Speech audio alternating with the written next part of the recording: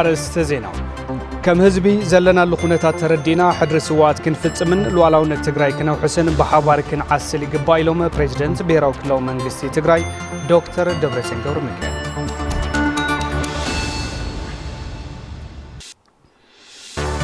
معالتي سوات مغنيات بمقبر أبي كتما مغلن سلسان شعات نبرات تقارلتن حربنياتاتن مقاد كنات تجراي تدكمتي زقبر منبري أوايتين مهنات امن سرات تنبي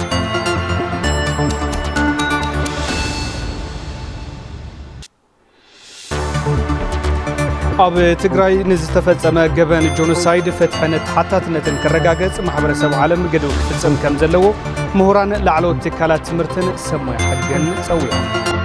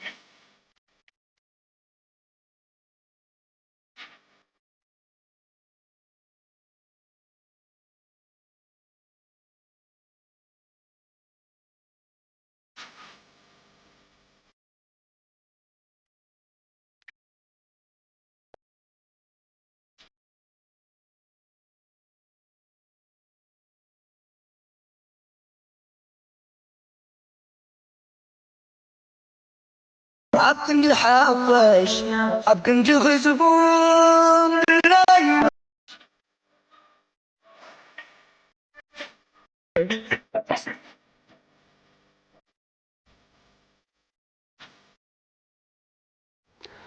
سلام متعنا بالناس خبركم تخطاتلتي تلفزيون تجراي نسان 15 لتشعن 18 عام تمرت مش ساعة حادث حزنا معلتها وزيناتات حيزنا قريبنا لنا زينات الساعة بمراح أنا تقلت خفلة بملكة قنقوة لمسح حاجوس مسمى الأسومي استوديو تلفزيون تجراي بمخالين حاورناكم كنا مسي سنة مكتل بمخنيات سنة 15 معالت زخر سوات تجراي أب حاولتي سماتات سنة سرعات من بارح في عنبوات ساليتهم أبتي سنة سرعات بريزيدنت بيراو كلاو منغستي تجراي دكتور دبرتسين غورميكال آفا قبائي بيت مخري حزب تجراي وزيرو كيروس حاجوس حلافي بيت صحفة حوحات وزيرو فتلورك جبرز جابير كوميشن حربنيات تجراي ناصر ممحور حاوسو وكلتي محبرات بوليتيكا ودباتن كالوتن حق في عنبوان بيرو ملوت سنة سرعات تقطات اللي ملس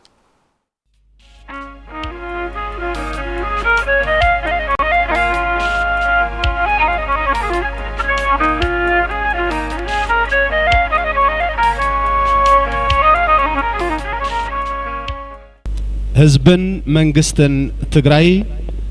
ተጋዳላይ ዶክተር ደብረጽዮን ገብረ ሚካኤል አቦ ወንበር ህወሓትን ፕሬዝዳንት መንግስት ትግራይን ጉንጉን ዕንበባ ከምብሩልና ብልዑል ክብሪ ንዕድም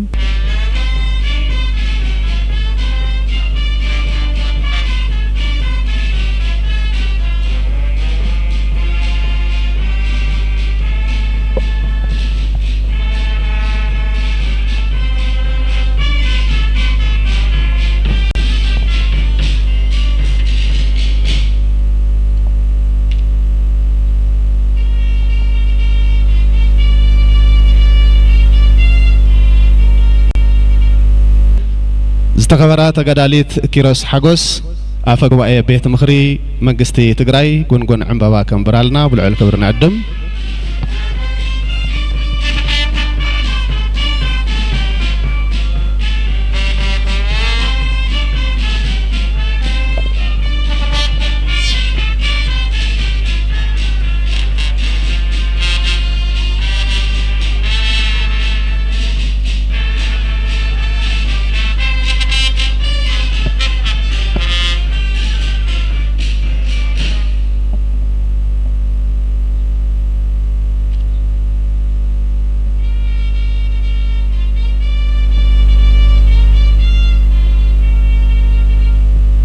ህዝባ ወያነ ሓርነት ትግራይ ክብርቲ ተጋዳሊት ፈትለወር ገብረ እግዚአብሔር አባል ፈጻሚ ስራሕ ህወሓትን ሓላፊት ቤት ጽሕፈት ህወሓትን ጎንጎን ዕንበባ ከምብራልና ብልዑል ክብርን ዕድም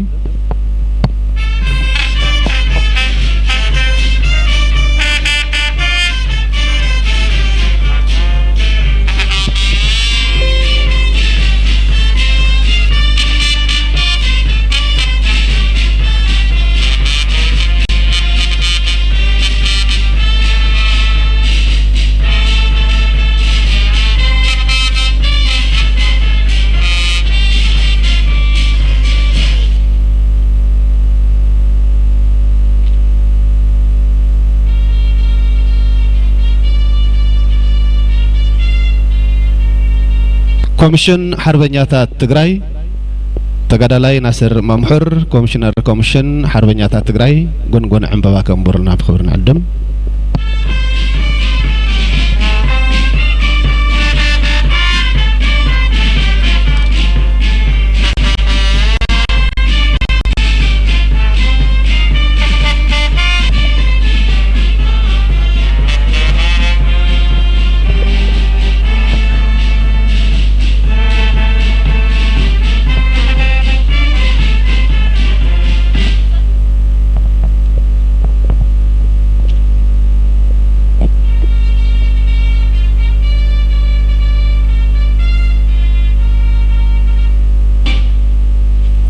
سدرا سواتنا توكالي سدرا سواتنا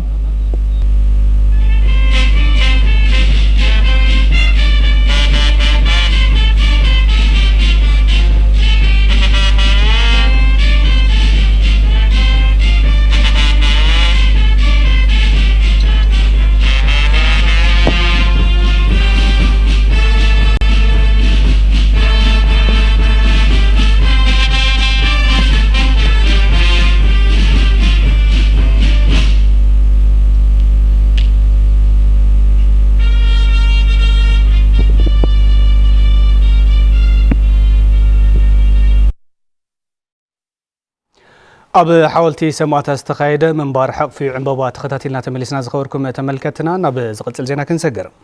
كم هزبي زلنا اللقونة تردينا حدري سواتنا كن فتس من الوعلون التجراي كنو حسن بحوار كن عسلي قبايلهم بريزيدنت بهراو كلاو منقست تجراي دكتور دبرتسيون غبرميكائيل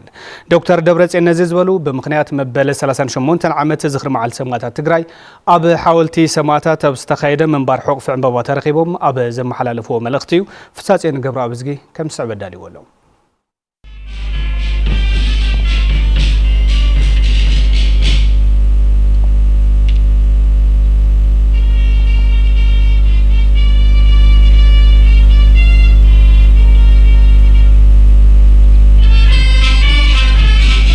مبل 38 عامت زغر سواءات تجراي مخنيات بمقبار أبي حاولت سماعتات هبستخايد من بارحق في عنبابات سرخبو بريزيدنت بيراو كلاو منقست تجراي دكتور دبرتسيون غبرميكائيل سواءات تجراي من تدحنتن هلونان تجراي زخفل وواقع ناتذكر زنبرن هياون مخانو قليصهم سواءات كعبالقا وقالس جميرو دحريون بركت ولا مسواءات زخفلنا له كلهم من هزبا علامة دوز ولو نهزبا علامة صنعات زنورهم نهزبا علامة فلي هو فاينات زنورهم نهزبا علامة كل مسواءات خفلو ندحري زيولو بتجوارو نفتصمو بقون تاريخ صرح سالا سواءات بزح تاريخ استرائيلو بزح لقطاتون تمزقبلي أنصار سرعة درجي أبي استخايدة قال 17 عامات سواءات بزخفل واقع أبزها جرح جمنجساو سرعة كتكل كم زخ ألز الزخاخرو دكتور دبرتسيون غبرميكائيل يخون مبارز بتجراين زخفلو حلف واقع زي إيدو جونوسايد تفتسيملو داقم مسواءات خفل تجديد إلهم قعزو سلام قعزو لمعات قعزو ديمقراسي مجرشو أن تجراي جونوسايد زفتسملو خوينو نابخالي مختينا أسجرنا نزي حزب تجراي كامد رجعت المدفع استولع جونوسايد بممكاتون بزح تاريخ تسرحي سلا مسواتناتهم سمع بريتوريا بحال تفرمو ناب سلامة بوليتيكاو ألسون سجرنا هنا سلا مسواتناتهم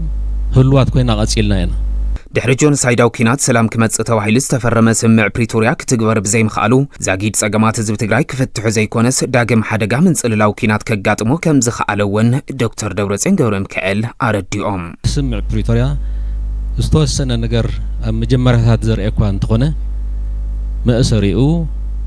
حزبنا أو تحت وررتي لصنح تمزابا لاين استسددن أبوتو زي ملس يترفنا إجرمتكال نحوية سرحتون بقطعي زي فتسملو زولو صقمات بزاته بوليتيكاو دردر زي كايدلو مجرشون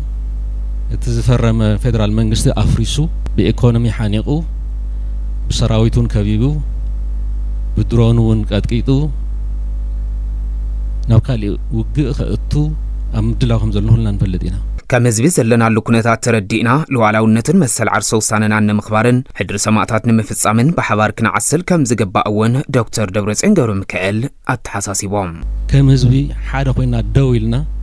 صقامات تصاويرنا نصقم حزبنا كنحجز كاو حليفون اتي نورار زندن زلو صلاي بسلام بزتا خونታት كفتح زكالنا قالسن قبرلو زكالنا دبلوماسياو سرحتون نسالطلو انت زي كونون نهلونا نايلنا نمنت نايلنا نقالسلو لعلو كله لا لونتنا لعلو كله مسل عرس وسننا نخبر قال كناتو ابقالنا ونكركب كلنا قالنا كنحدث يقبا أبتس نسرعات زخري سماعتاتن منبار حقف عنبابان العلوة مرارها منقستي هربنياتاتن سدراس وقاتن إلوون استفلالي كفالات حبرة سبن ترخيبهم يوم معالتي سوات مخنيات بمقبار أبي كتما مقالة نسالسان تشعاتن نبارات تقارلتن حربنياتاتن قدوات كونات تقراي تتكمتي زقبر منبرا وايتن مهنات من سارت تنبيروم تلوخو منقست تقراي استشرارفة قزاعتاوي حادنتن استمزابل حزبن نابتو مملاسيلوم مكتل بريزيدنت بيهراو كلاو منقست تقراي آيت أماني لسفا هلسلاسي غورو مكال توساق يزالو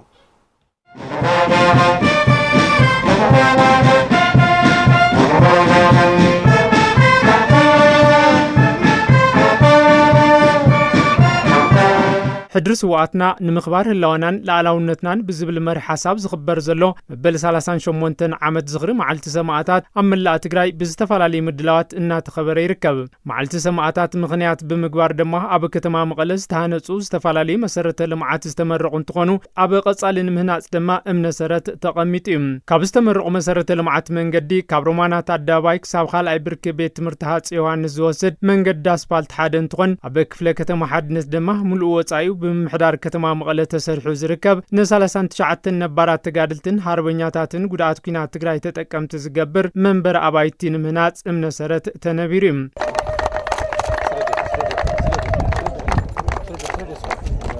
سواتنا لمعاتن معبالن هزبوم كرقاقص يوم تسويهم زبلو مكتل كنتيبا كتما مقالة ايت هايلة عرقاوي دبسهم دما زاتنا يقال بمتقباري لهم نسرحهم سرحت لمعات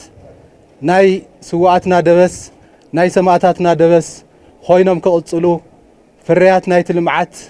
نهزبنا بتقال زاتو مسارت كنوجن لو خلنا سلازخونه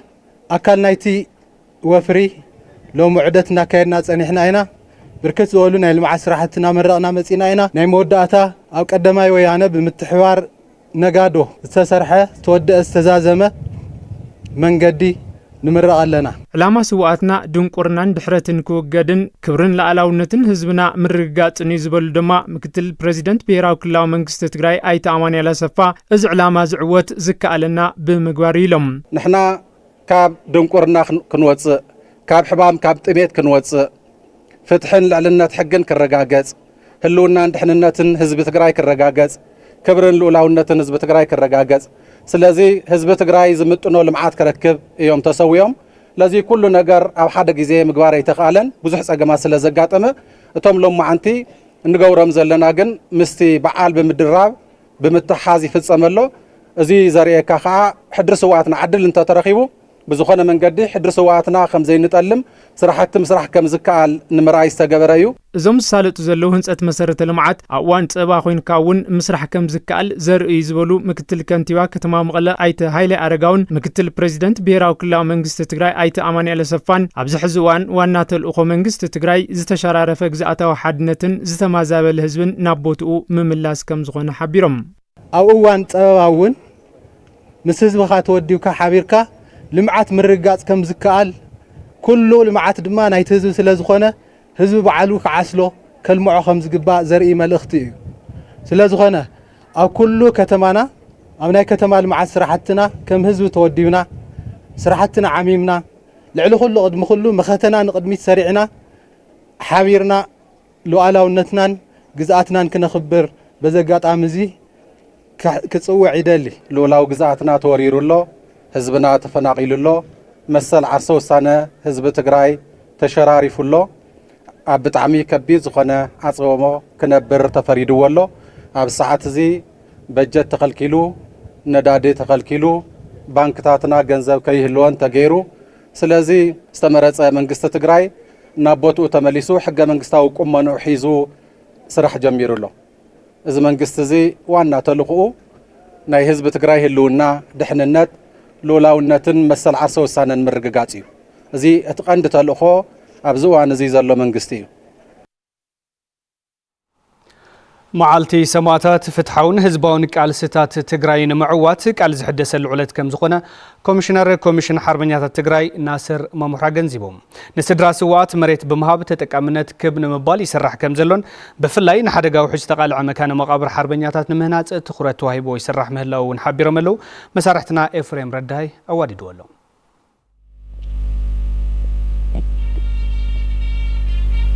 معالت سواتنا انت نذكر جنا عوض زي وصح علامات ببمو لزكايدنا يوم فتحون هزواون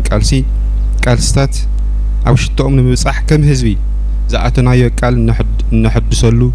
كون يغبا بخالي غص دما سدرا سواتنا جغانو غداتنا زلوم محبر ايكونومياو صገማት ንምቅላል ዘኽእል ድጋፍ ብምግባር ኣብ ጎኖም ምህላውና ብተግባር ንገልጸሉውን ክኸውን ይግባእ بفلاي دما تتقامنت نمنبر زخون مريت هارونياتاتن سدرا سوات هارونياتاتن كيف نمبال او لعل 20 حدن ورداتاتن كتماتاتن سدرا سوات زركوهم نلعل 4000 سدرا سوات حويسو هارونياتات تتقامتي زغبر منقساس امكياد يركب بتوساخي نحدغا وحج استقالعو مكان مقابراتن علامات عند مريم شويتون نمكلخال زخل مدب تتحيزو نا تغبار تاتيولو بفلاي دما حزن ممحدارن كتما لاماطا نتزغاطمه صقم نمفتاح ل 10 مليون بر مديو مزوان كللن بمردا حصص غبره ملسن مهاب زرأيو تغبارن توغسن وفينتن زلعاله خبر يغبو بيت مغري كلل تግራይ حلواتن دحننتن حزب تግራይን ሉዓላውነትን ምርጋጽ ልዑል እጃሙ ከም ዘበርከት ኣብ ዝለኣኾ መግለጺ መዓልቲ ሰማዕታት ትግራይ ኣፍሊጡ እቲ ቤት ምኽሪ ዘውፅኦ መግለጺ መሰረትና ኣፍታይ ባህረ ከም ሰብ ከቕርቦ እዩ بيت مخرج خلال تجراي هلواتن دحننتن حزب تجراي ሉዓላውነትን ንምርግጋጽ ልዑል እጃሙ ከም ዘበርከት ኣብ ዝለኣኾ መግለጺ መዓልቲ ሰማዕታት ትግራይ ኣፍሊጡ መዓልቲ ሰማዕታት ሰነ 15 1980 ዓመተ ምህረት ኣብ ልዕሊ ዕዳጋ ዝወፈረ ህዝቢ ከተማ ሓውዜን ብነፈርቲ ፋሽስታዊ ስርዓት ደርግ ብዝተፈጸመ ደብዳብ ደም ንጹሃት ዝወሓጀሉ ዕለት እዩ ደብዳብ ነፈርቲ ስርዓት ደርግ ኣብ ኩለን ገጠራትን ከተማታትን ትግራይ ዋላ እኳ እንተነበረ ናይ ሓውዜን ግን እቲ ዝኸፍአ ስለ ዝነበረ ኩሎም ሰማዕታት ናብ ዝዕለት ብምምጻእ ክኽበር ስለ ወሰነ ኩሎም በብምዕራፉ ንብሔራዊ ክብሪ ህዝብ ትግራይ መስዋዕት ዝኸፈሉን ብክፍዒ ግዳይ ዝኾኑ ሰማዕታት ኣብ ሰነ 15 እንዳተዘከሩ ከም ዝነብሩ ቤት ምኽሪ ብሔራዊ ክልላዊ መንግስቲ ትግራይ ኣፍሊጡ ሕድሪ ስዋዕትና ንምሓስ ህልውናናን ሉዓላውነትናን ብዝብል መሪ ሓሳብ ንመበል 38 ዓመት እንትዝከር ሕዚ እንርከበላ ትግራይ ብሚልዮን ዝቁጸሩ ህዝብታት ኣብ ምዕቆብን ስደትን ዝርከቡላ ብኣማይ ተሽሓት ጾታዊ ጥቃዓት ዝበጽሐን ደቂ ኣንስትዮ ዝርከበላ ብዕጽዋን ክባን ህዝቢ ዝሳቀየላን ሉዓላዊ ግዛእታ ዘይተረጋገጸላን ያይሉ ኣብ መግለጺኡ እዞም ከበርት ፈተናታት ድሕሪ ውዕል ፕሪቶሪያ ብሰላማዊ መንገዲ ክፍትሑ ትጽቢት ዝተገበረሉ እኳ እንተነበረ ካብ ዝሓመቐ ናብ ዝኸፍአ ስለ ዝኸደ ሕዝውን ናይ ሰላም ኣማራጺ ዕጹው እንተዘይኮነውን እቲ ተስፋ ግን ኣብ ከቢድ ፈተና ወዲቑ ይርከብ ኢሉ ስለ ዝኾነ ኩሉ ኣፈላላያት ብኻልኣይ ደረጃ ሰሪዕና ብሔራዊ ሓድነትና ብምጥንኻር እዞም ኣብ ልዕሊ ህዝቢ ትግራይ ዝተጻዕኑ ከበርት ጸገማት ካብ እንግድዓ ህዝቢ ትግራይ ብዘላቕን ምቕንጣጥ ብግዜ የለን መንፈስ ክንሰርሕ ይግባእ ኢሉ ቤት ምኽሪ ብሔራዊ ክልላዊ መንግስቲ ትግራይ ኣብ መግለጺኡ ሰማዕታት እንትዝከር ዝተሰውኡሎም ዕላማታት በብዝተዋፈርናሎም ዓውደ ስራሕቲ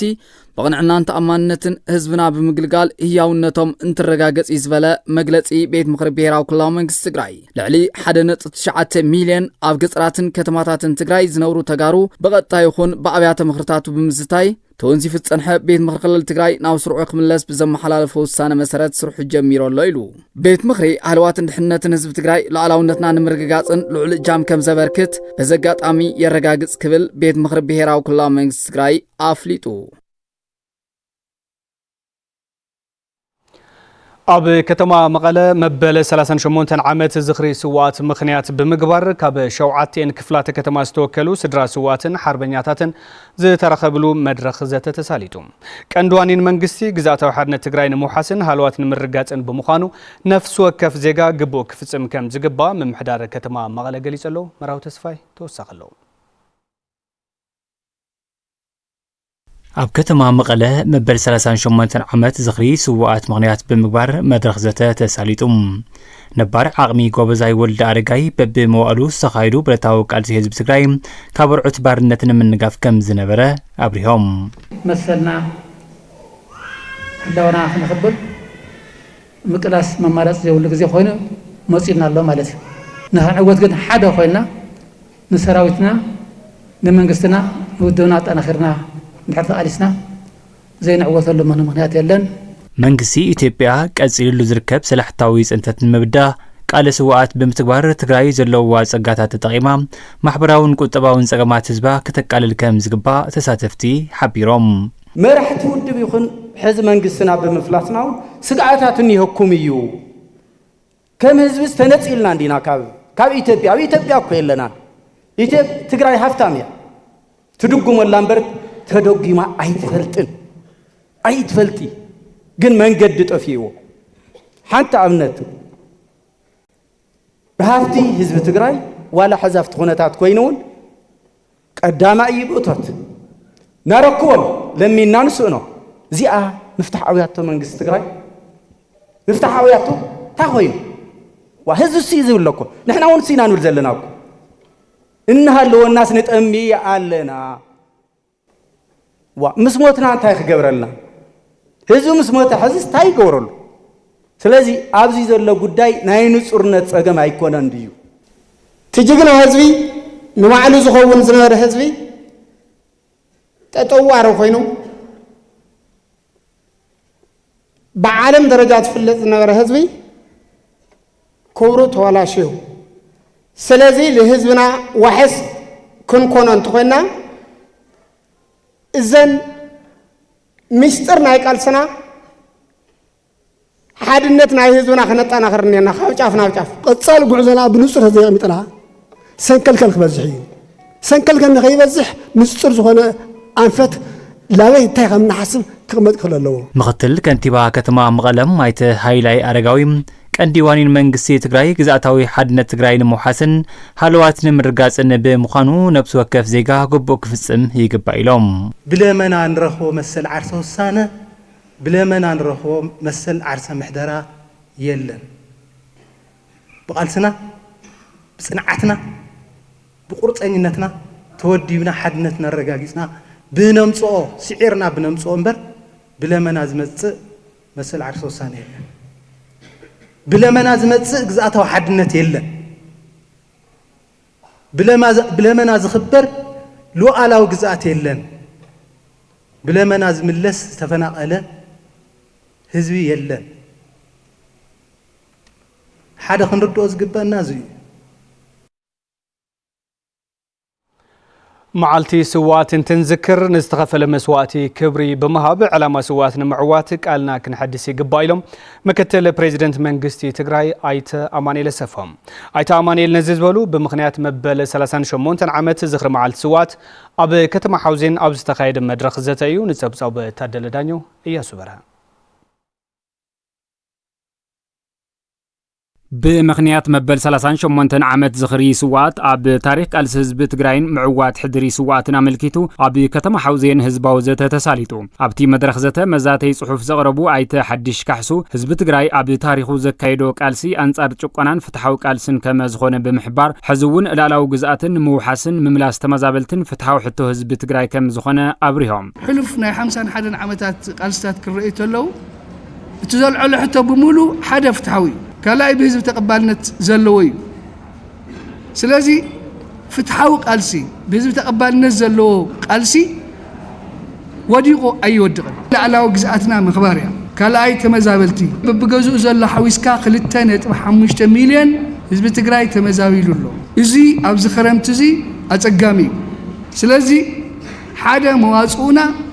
حبرتنا حدنتنا مالت نفتحن معرنتن تقاليسو رزين واغا زخفله حزب تግራይ ዝተኸፈለ መስዋዕቲ ብልምዓትን ፈትሕን ክረጋገጽ አካላት መንግስቲ ኣብ ባይታ ወሪዶን ክሰርሑ ከመዝግባእ ድማ ተሳተፍቲ እቲ ዘተ ሓቲቶም ህዝብ ትግራይ ንኽንስዋ ንኽንቃለስ ካብ መግዛእቲ ኣርዑት ክንወፅእ ካብ ባርነት ንኽንላቐቕ ናይ ባዕልና ሓድነት ናይ ባዕልና ማንነት ኣኽቢርና ንኽንነብር ከም ሰብ ቀያሕትን ጸለምትን ደቁ ገቢሩ አውዝ ደረጃ ዚበጽሕ ጻያማን የለሰፋ ኣብዚ አውን መጽኻ ስለ ዘለኻ ሕዚ ከቢድ ሓላፍነት እውን ተሸኪምካ ክትከይድ ከቢድ ለውጥ እውን ክትምጽእ ትኽእል ኢኻ ዝብል እምነት ስለ ዘለኒ ናይ መስዋዕቲ ካሕሳ ዘይኮነስ ናይ ኣካል ምጉዳእ ካሕሳ ዘይኮነስ ናይ ፍትሒ ካሕሳ ግን ይደሊ ህዝብና ናይ ለውጢ ናይ ፍትሒ ናይ ሓቂ ታሪኻዊ ምሕደራን ሓቅን ይደሊ ሕብረተሰብ እቶም ዝሓርነት ኢሎም ተሰውኡ ረብሓ ዝህዚ ቅድሚ ለሓፋሽ ህዝቢ ትግራይ ኢሎም ዝሓለፉ ህዚ ከምቲ ጀጋኑ ዝሓለፍዎ እንየደለይ እዚ ማንም ሰብ ዝፈልጦ እዩ ዋና ካሕሳ ግን ማዕርነት ፍታሕ ካሕሳና እምበር ካልእ ውልቃውነት ኣይኮንና ክሻህዚ ሓድነትና ተጣናኺርና ግን ህዝቢ ትግራይ ለይምብርከኽ ምዃኑ ክንፈልጥ ኣለና ማለት እዩ ዞም ሰማዕታት እዚኣቶም ስቑድና ካብ ክሳድና ንላዕሊ ብኣፍና ጥራሕ ክንዛረብ የብልና ብልቦናና እውን ይኽሰፍር ዘሎ ንሰማዕታት ክንኽብር ተኾይና ቶም ስድሮኦም እውን ክንኽብር ክንክእል ኣለና ስዋዕት ደቂ ህዝቢ ንፍትሕን ማዕርነትን ክቡር መስዋዕቲ ከም ዝኸፈሉ ዝገለጹ ዋና ኣመሓዳሪ ዞባ ምብራቕ ትግራይ ኣይተ ፍስሓ ሃይላይ ሕድሪ ስዋዕት ንምትግባር ሕቶ ፍትሕን ልምዓትን ህዝቢ በቢ ደረጃኡ ክንፈትሕ ይግባእ ኢሎም ንህዝብኹም ስምዑ ፍትሑ መስዋዕትን ኣይኮነን ዘናስሕና ድሕሪ መስዋዕቲ ዘሎ ናይ ፍትሕን ናይ ሰናይ ምሕዳርን ጉድለታት ይዘናስሕና እንዲኹም ትብሉ ኣለኹም ከምዚኣ ዝገብር መራሒ ኣይትሸከሙ ህዝውን ጸገማትና ሕማቃትና ኩሎም ሕጥጥ ጠቢልና ሓደ ፀሓይ ክንውድኦም ኣይንኽእልን ግን ምስ ህዝብና ኮይና ንምቅላስ ዘኽእለና ምቹ ባይታ ምቹ ናይ ሓድነት ራእያ ፈጢርና ኣለና ናብ ተግባር ምስ ወረድና ከዓ ምሳኹምና ኸና نقدميت النوس دا يزخون معلتي سوات تنذكر استخفل مسواتي كبري بمهاب سوات زودق العلماء معوات قالنا كنحدث يقبا زبلو مختل بريزيدنت منغست تግራይ አይታ ማንኤል አሰፋ መሰረታው ሕቶ ህዝብ ትግራይን ምምላስ መንግስቲ ቀዳምነት ሂቡ ከም ዝሰርሕ አብሪሃም ንሶም ብዝኸፈልዎ መስዋዕቲ በብዘመኑ ንሕና እናታቶም ዕላማ ረብሓ ተረባሕቲና ናብ ሕገ መንግስታዊ ቁመኑ ተመሊሱ ዘሎ መንግስቲ ከም ተደጋጊምኩም ዝበልኩዎ ብጣዕሚ ብዙሕ ገዛዕዮ ዘለዎ እዩ ልዕሊ ኩሉ ናይ ህዝብ ትግራይ ህልውና ድሕንነትን ክሕሉ ውሑስ ክገብር ልኡላውነት ህዝብ ትግራይ ከመልስ መሰል ዓርሰ ውሳነ ህዝብ ትግራይ ክረጋገጽ ክገብር እዚ ልዕሊ ኩሉ ዕማም ናይቲ መንግስቲ እዩ ስለዚ እቲ ህዝባዊ መንግስትና ቦትኡ ተመሊሱ ዘሎ ኣብ ዕለታዊ ጸገማት ኣብ ኣሰራርሓ ኣብ ኣካይዳ ዘለው ኩነታት ክንተዓራሪ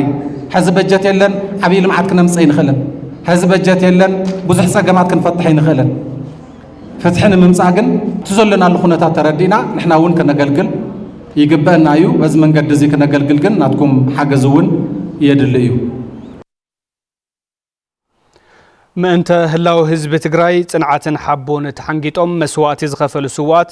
ሕድሮም ኣብ ሽቱ ክበጽሕ ክኽፈል ዝግበኦ መስዋዕቲ ንምኽፋል ድልዋት ከም ዝኾኑ ዝተፈላለዩ ክፋላት ማሕበረሰብ ከተማ ኣኽሱም ገሊጾም ፍሳም ዝገበን ዘዋደዱ ጸብጻብ ገብረ መስቀል ኪሮስ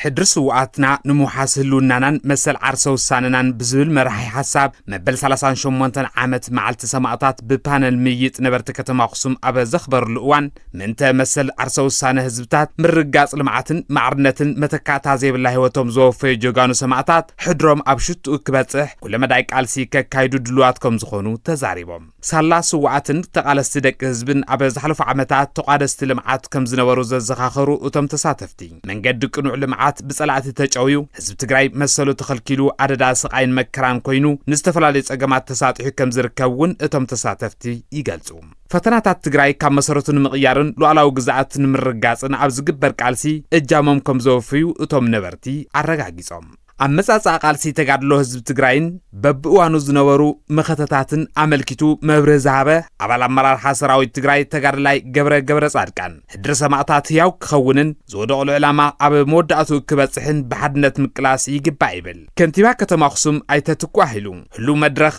መኸተ ትግራይ ብዓወትን ምዛምን ህድረ ሰማዕታት ብሙሉእነትን ምትግባርን ቃል ዝእተወሉ ሕዚ ከም ዝኾነ አብሪሆም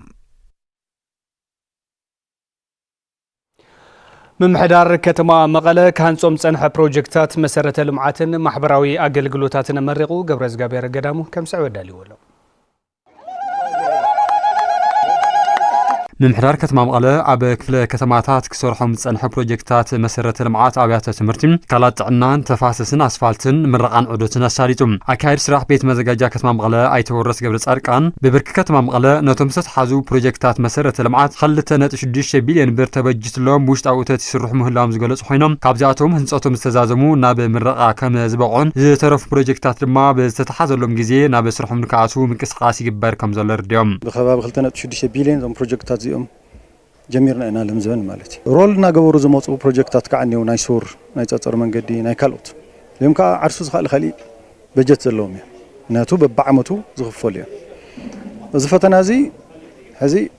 ቤት ማዘጋጃ ከተማ መቐለ ብነዊሕ እዋን ክፍሊት እናተስማዕምዐ ናብ ስራሕ ተዘይኣቱ ክሰርሕ እውን ኣይምኽኣልን ማለት እዩ ካልኣይ መሃያ መንግስቲ ሰራሕተኛ መሃያ ናይ ውሽጥና ሰራሕተኛ ጠቕላሊ ሓላፍነት ስለ ዘለና እውን ታዝርከባ እውን ብፍትሓውነት ንኹሉ ክትበጽሕ እናሰርሕና ኢና ማለት እዩ ነበርትተን ፕሮጀክት ዝተሃነጸለን ክፍለ ከተማታት ብግዶም እቲ ዝተሰርሐ መፋስስ ህንጸት ኣብያተ ትምህርቲ ትካላት ጥዕናን ካልኦትን ዘጋጥሞም ዝነበረ ጸገማት ከም ዝቐርፈሎምን ብቐጻልነት ከምዚኦም ዓይነት ናይ ልምዓት ስራሕቲ ክጠናኸሩን ሓቲቶም ቅድሚ ሕዚ ችግሩ ነይሩ እዚ ቦታ እዚ ማይ ላብ ዝፈሰዮ ቦታ የኖረይ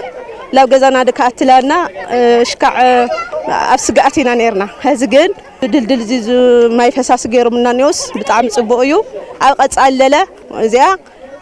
ኣብ ግምት እትዮም እንደገና ኮብልስተን ዚያን ክገብሩና ኒኦም ድሕሪ እዚ ኣልትመጽእ ብንፋሲ ብማይ ክሽርሸር ስለ ዝኽእል እዚኣ ኮብልስተን እያ ትስዕባ ማለት እዩ ኣብቲ ዕደት ተሳተፉ ወገናት ዝተኸፈለ መስዋዕቲ ብልምዓት ክድበስ ከም ዝግባእ ምስ ሓበሩ እቶም ሕዚ ንምረቓ ዝበቕዑን ንቐጻሊ ዝምረቑን ፕሮጀክትታት መሰረተ ልምዓት ብጽፈት ክስርሑ ከም ዝግባእ ገሊጾም ዝተኸፈለ መስዋዕትነት ብልምዓት ክድበስ ኣለዎ እዩ እቲ ዘሎ ለውጢ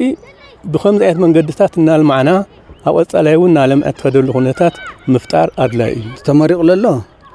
ብጣዕሚ ጽቡቕ እዩ ማለት ዋላ ስፍሓት ክላስ ተለኽ ስታንዳርድ ዝሓለወ እዩ 56 ካሬ ሜትር ውሽጢ ለውሽጢ ማለት እዩ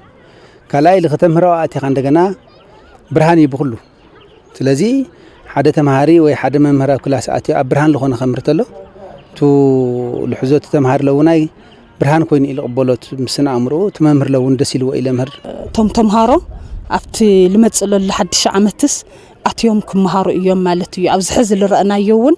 ኩለና ኣፍተን ኣብያተ ትምህርቲ ልተዓዘብኽዎ ኣነ ጽሬቱ ሕልው ኢለ እየ ክገልጽ ልኽእል ማለት ኣብ ትግራይ ንዝተፈጸመ ገበን ጆኖሳይድ ፍትሕን ተሓታትነትን ክረጋገጽ ማሕበረሰብ ዓለም ግድኡ ክፍጽም ከም ዘለዎ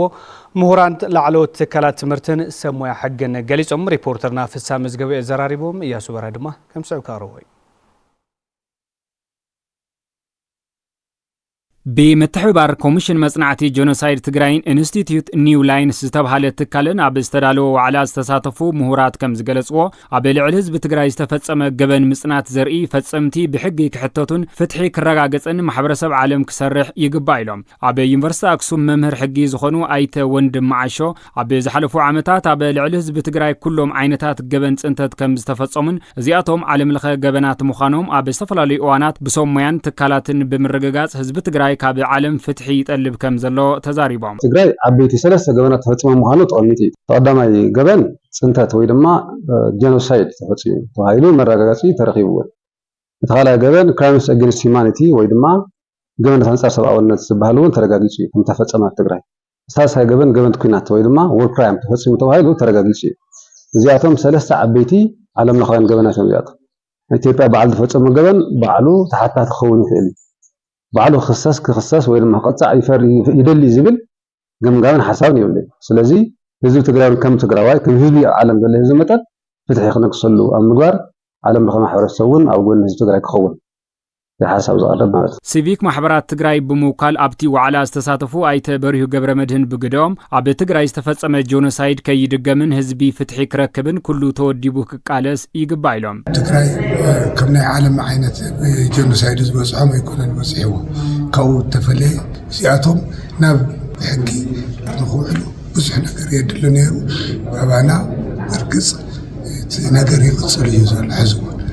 ይኹን ዳ እምበር تزقدمي نابسلنا ندحر خينا افتسمسون كمزي نتعودنا هذا المنقدي زي المنقدي يلا ኮሚሽነር ኮሚሽን መጽናዕቲ ጆኖሳይድ ትግራይ ተሓጋጋዚ ፕሮፌሰር የማነ ዘርአይ እቲ ዋዕላ ኣብ ትግራይ ዝተፈጸሙ ገበናት ኩናት ከይርስዑ ከይድገሙ ፍትሕን ተሓታትነትን ክረጋገጽን ዘላቂ ሰላም ክሰፍንን ንምግባር ዝዓለመ ከመ ዝኾነ ገሊጾም ንዝተፈጸሙ ገበናት ዘርኢ ምጽናት ፍትሒ ዝረጋገጽ ብዘይሸራዊ ዓለም ለኸ ዳይነት ከም ዝኾነ ዝጠቐሱ እቶም ኮሚሽነር ማሕበረሰብ ዓለም ትኹረት ክህበሉ ድማ ጸዊዖም ኣብቲ ዋዕላ ካብ ላዕለዎት ትካላት ትምህርቲ ትግራይ ዝተወከሉ ምሁራት ወከልቲ ሲቪክ ማሕበራትን ግዳያትን ዝተረኽቡ እንትኾኑ ኣብ ወጻኢ ሃገር ዝርከቡ ምሁራት ብቪድዮ ኮንፈረንስ ተሳቲፎም ሕድሪ ስዋዕትና ብግብሪ ክፍጸም ማሕበር ደቂ ስዋዕት ትግራይ ጸዊዖም ማሕበር ደቂ ስዋዕት ተጋደልቲ ትግራይ ሕድሪ ስዋዕትና ይንዓብርን ብምባል ጥራሕ እንተይኮነስ ዝሓደጉልና ዘይተወድዑ ዕማማትን ሓደራታትን ብምትግባር ክኸውን ይግባእ ኢሉ ስዋዕት ትግራይ ከም ሓንቲ ትግራይ ብምሕሳብ ክገብርዎ ዝግባእ ኩሉ ዓይነት ቃልሲ ካይዶም እንኮ ህይወቶም ኣወፍዮም እዮም ሰነ 15 ተነኽብር ስዋዕትና ዝሓደጉልና ሓደራ ብግብሪ ብምፍጻምን ንስድራ ስዋዕትና ርኡይ ሓገዝ ብምሕጋዝን ከምኡውን ምእንተ ትግራይ ክብሉ ኣካሎም ዝጎደሉ ጀጋኑ ውጋእ ተጋደልትን ኣብ ጎኖም ብምዃንን ክነኽብሮ ይግባእ እውን ኢሉ ንልዕሊ 5 ዓመታት ካብ መረበቱ ተፈናቂሉ ስቃይን መከራን ዝሕልፍ ዘሎ ህዝብና ጸጥትኡ ተሓልዩ ናብ መረበቱ ክምለስን ግዛታዊ ሓድነት መሬት ትግራይ ክረጋገጽን ኩሉ ዝመልከቱ ኣካል ብሽም መዓልቲ ስዋዕት ቃሉ ክሐድስ እቲ ማሕበር ጸዊዑ ደቂ ስዋዕት ተጋደልቲ ትግራይ ዘለዎም ጸገማት ብዘላቕነት ክፍታሕ ዝኽእል ምቹው ኩነታት ክፍጠር መንግስታውን ዘይመንግስታውን ኣካላትን ውልቀ ሰብ ሃፍትን ኣብ ጎኒ እታ ማሕበር ክስለፉ እውን ጻውዒት ኣቕሪቡ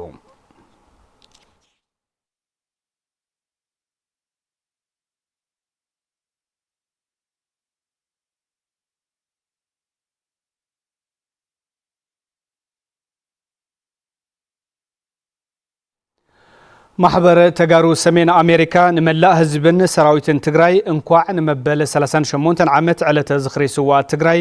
ኣብጽሕኩም ዝብል መልእኽቲ መሓላሊፉ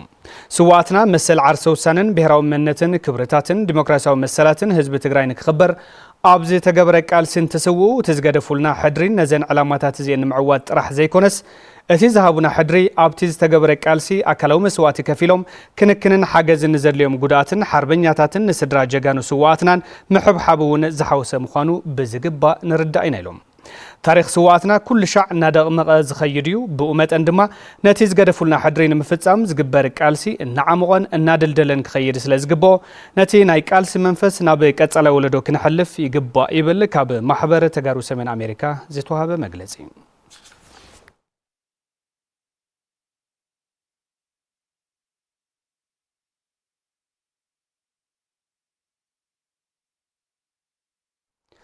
ስድራ ስዋዕትን ሓርበኛታትን ትግራይ ደረጃ ብደረጃ ተረባሕቲ ዝኾኑሉ መስርሕ ተዘርጊሑ እናተሰርሐ ከም ዘሎን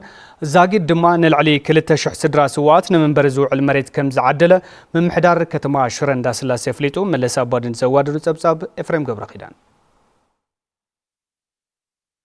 ምምሕዳር መሬትን ካዳስተርን ከተማ ሽረ እንዳስላሴ ብመሰረት ዝወፀ መምርሒ ኮሚሽን ሓርበኛታት ትግራይ ንልዕሊ 200 ስድራ ስዋዕት ንመንበሪ ዝውዕል መሬት ክዕደሉ ከም ዝተገበረ ሓላፊት መሬትን ካዳስተርን ወይዘሮ ማሾ ኣብርሃ ይዛረባ ልዕሊ 10 ሄክታር እዩ ርክክብ ዝገበርናሉ እዚ ብሙሉእ ሽንሻን ተኻይድሉ ዝበዝሕ ስድራ ስዋዕት ትግራይ ኣብዚ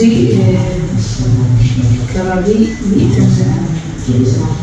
14 ብሎክ ንተስራሱሉ ሽንሽና ዝዓቢ ስራሕ ዝፅበየና ዘሎ ብፍላይ ድማኒ መዓት ፅቡቅ ሓደኛ ኣብ ግንባር ዘሎ ይኹን ኣብ ብዙሓት ኣካል ጉድኣት ኮይኖም ዝፅበዩና ዓመት ተርስትና ነዚኦም ግዜ ብዘይለ ሰሪሕና ዝተወሰነ ብቐደም ሰዓቡ ዝተዋሃበና ናይ ሓደኛ መሰረት ክነስተኣናግድ ንፍፃልነት ሒዝና ኣለና ትልማ ሓላፊ ቤት ጽሕፈት ኮሚሽን ሓርበኛታት ከተማ ሽረ እንዳስላሴ ተጋዳላይ ገብረ ገርግስ ብርሃነ ኣብዚ ዓመት ምስ ምምሕዳርታ ከተማ ብምውዳድ ስድራ ስዋዕት ንመንበሪ ዝውዕል መሬት ክረኽቡ ከም ዝተሰርሐ ብምግላጽ ኣካሎም ንዝጎደሉ ሓርበኛታት እውን ብማሕበርን ብውልቀን ዝሰርሕሉ ዕድል ይፍጠራሎ ይብሉ ብተዛማዲ ዜና መበል 38 ዓመት ዝኽሪ መዓልቲ ሰማዕታት ምኽንያት ብምግባር ነበርቲ ከተማ ሽረ እንዳስላሴን ተመዛበልቲ ዞባ ምዕራብ ትግራይን ኣብታ ከተማ ኣብ ዝርከብ ኣደባባይ ሓየሎም ስነ ስርዓት ምውላዕ ጥዋፍ ኣሳሊጦም ኣብቲ ምውላዕ ጥዋፍ ኣመራርሓ ዝተፈላለየ ኣብያተ ጽሕፈት ከተማ ሽረ እንዳስላሴን ኣባላት ሰራዊት ትግራይን ዝተረኸቡ እንትኾኑ ምእንተ ትግራይን ህዝባን ህይወቶም ዘበጀው ጀጋኑ ሰማዕታት እንትዝክሩ ሓበንን ኩርዓትን ከም ዝስምዖም ብምግላጽ ጀጋኑ ሰማዕታት ዝወደቑሉ ዕላማ ንምዕዋት ድልዋት ምዃኖም ኣረጋጊጾም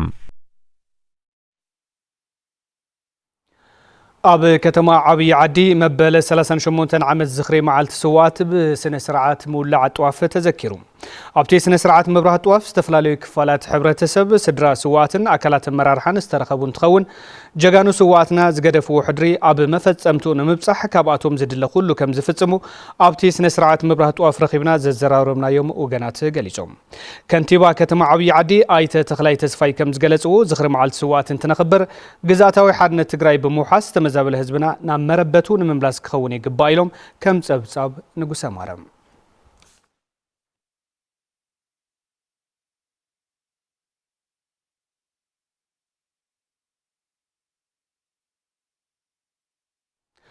زخبركم تملكتنا نسعد زحزنا معلتاو زيناتات بزي زازمنا سلت مكتسالكم كبرت يابلنا زل علماو كبرن زخرن سماتات تግራይ